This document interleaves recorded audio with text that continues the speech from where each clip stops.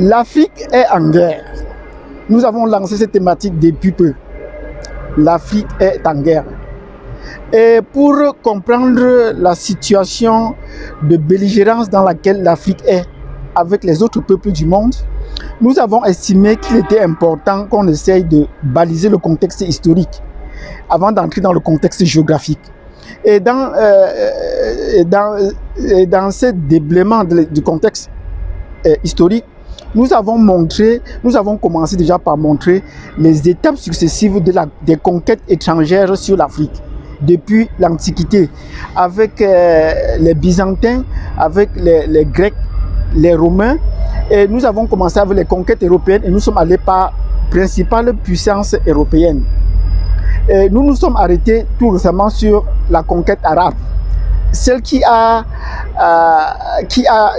duré pendant une certaine période et qui a laissé un impact très significatif jusqu'à aujourd'hui, de façon positive ou négative selon, et c'est ce que nous avons partagé la dernière fois, parce qu'aujourd'hui les traces de l'islamisation par la force sont toujours palpables en Afrique, au point que certains Africains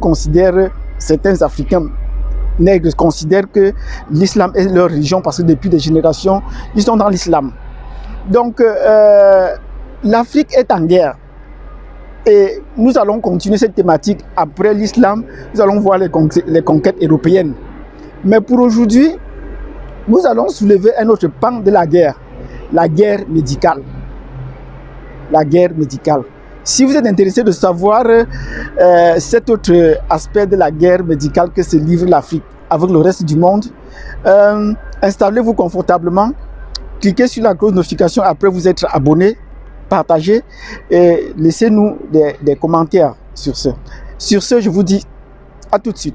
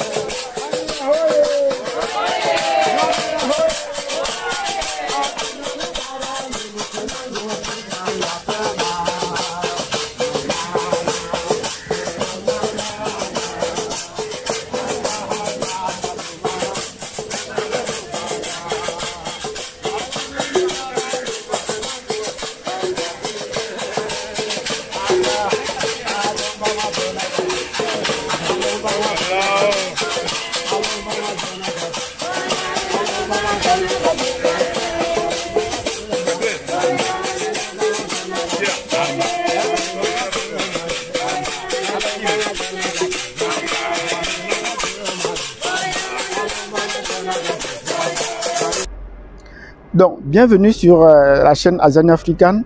Nous avons lancé une thématique et nous comptons la poursuivre, comme je l'ai dit tantôt. Et aujourd'hui, nous allons parler de la guerre médicale que l'Afrique se livre avec les puissances étrangères. Les puissances étrangères confondues. Donc ici, elle n'a pas de cible particulière. C'est tout le monde, tout le reste du monde en guerre contre l'Afrique. Pourquoi est-ce qu'on parle de cette guerre médicale? C'est une guerre qui a commencé très tôt, mais que les Africains ont toujours eu tendance à négliger. Parce que c'est une guerre qui se faisait essentiellement sur le continent et dont la narration ou les lignes éditoriales tendaient toujours à accuser l'Afrique et attendre que les réponses viennent de l'extérieur, de ceux qui ont amené le conflit sur le territoire africain. Nous allons commencer par la maladie qui est la plus répandue, le paludisme. Depuis l'époque coloniale, l'Afrique se bat contre le paludisme. Quoique les remèdes du paludisme sont sur le territoire, mais on a tout fait pour croire que c'est la médecine occidentale qui pouvait apporter les réponses à cette endémie. Mais après avoir trouvé avec quoi on pouvait soigner le paludisme, on nous a fait croire que ce paludisme cultivait des résistances. Et c'est pourquoi?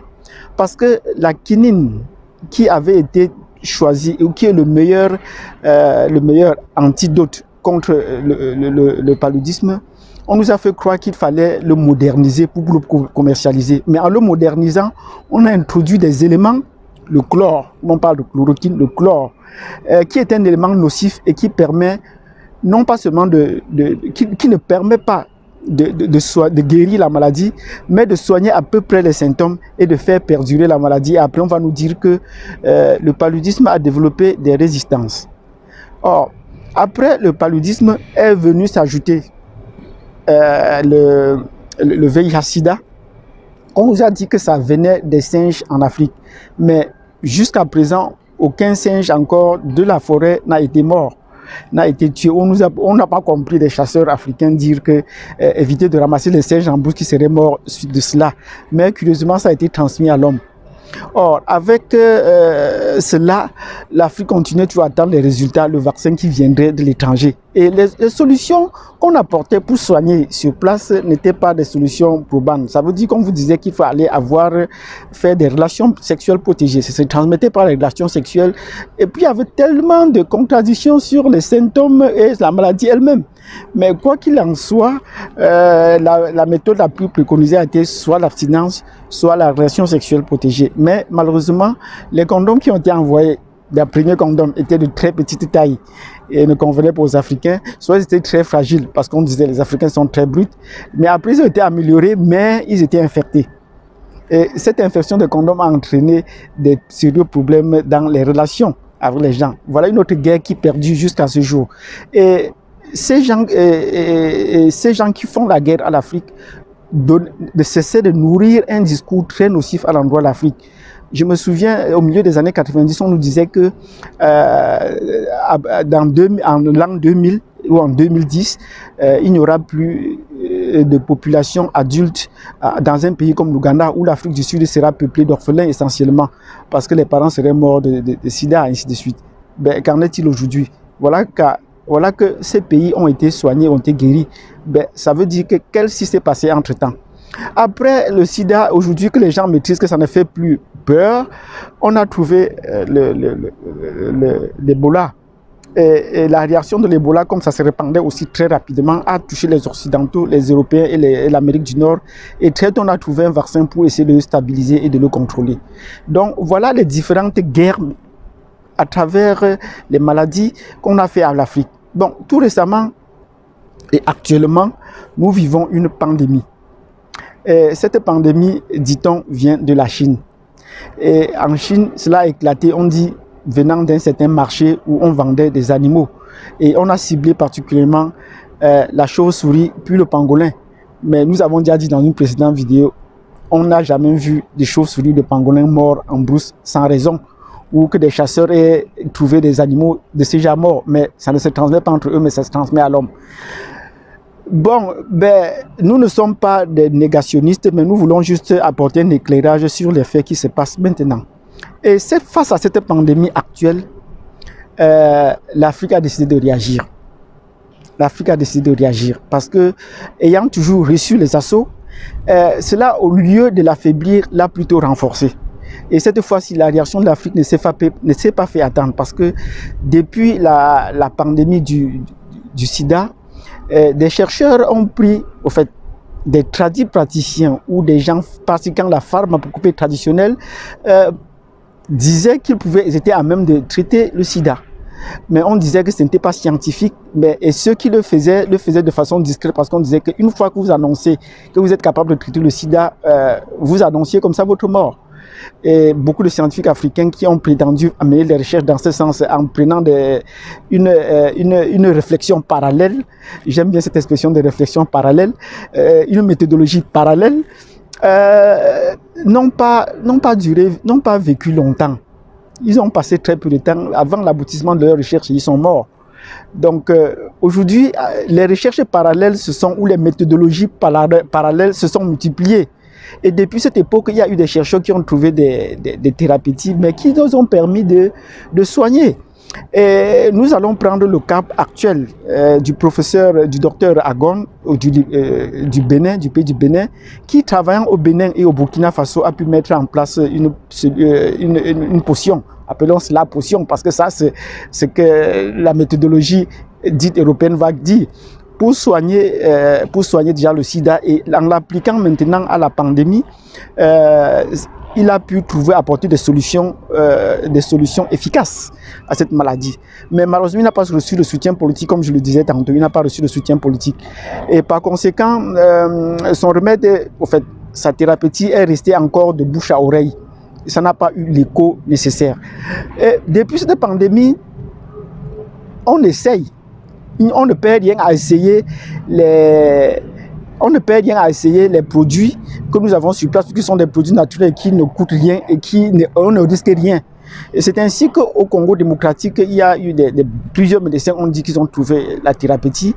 Au Cameroun, Monseigneur Cléda a trouvé, et puis bon, il a mis ça à disposition de la population gratuitement. Mais le cas le plus patent, le cas qui a fait le plus grand émule, c'est le cas de Madagascar.